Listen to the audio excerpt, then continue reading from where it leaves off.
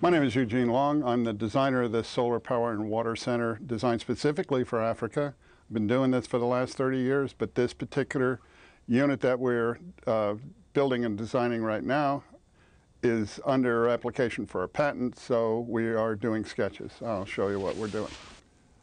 First off, let me show you how this unit fits into the overall design of the structure. We have 3 slabs that are poured at location. And the middle slab is actually the foundation, and there's a slot left in the foundation for our core, which is inserted there. And the outer 2 slabs are tilt-ups with a window cast into them in both walls. Now these walls are tilted up. The core itself, which is our design effort, is slipped into place. And then we have the beginnings of a structure, and it's actually 2/3 functional at this point. We put a structural system for a roof, and then finish the front and back walls, and you have habitat within a day or 2. To give you a little bit better idea, this is a little better sketch, and I can go over the points on the entire solar power and water unit. The ceiling, of course, is the water tank, which gives you gravity-fed water for a shower and a sink. And also there's plumbing for a second sink on the living side. This is the living side. The unit is 7 by 6.5 feet.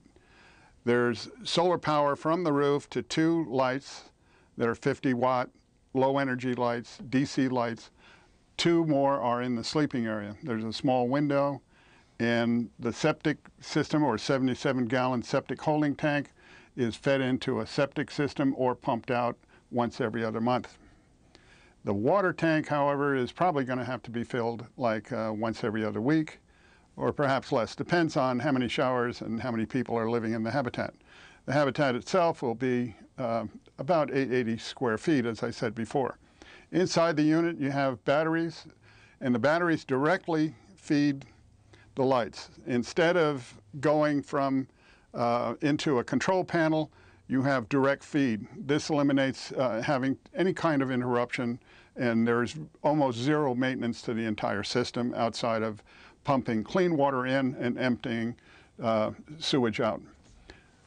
The basic reason for doing this is because by keeping the sewage trapped, contained, and possibly treated maybe on site or treated elsewhere and transported out and treated, the idea is to keep it off the surface of the ground or around these units where mosquitoes occur, and you lose lots of people to malaria.